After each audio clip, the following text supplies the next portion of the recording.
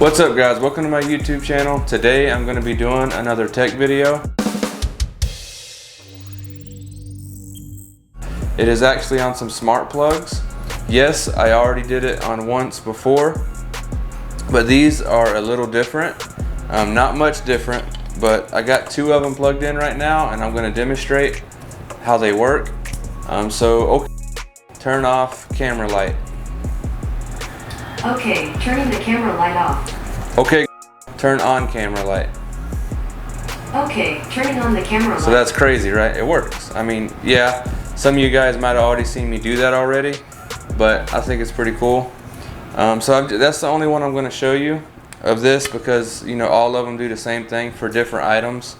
You can do it for your camera light or your lamp. Okay, turn off computer lamp. Sure, turning off the computer lamp. Okay, turn on camera lamp. My apologies, I don't understand. Okay, turn on camera lamp. Sorry, I'm not sure how to help. So see, I messed up. For some reason in my head, I'm saying camera lamp instead of computer lamp. It won't work. And then in the app, you can actually title it for whatever you want. I did not mean to do that. I'm going to leave it in the video to demonstrate that you have to say the right things. Okay, turn on computer lamp. You got it, turning the computer lamp on. So we finally have our lights back on, looking halfway decent in the background. Got this light back on.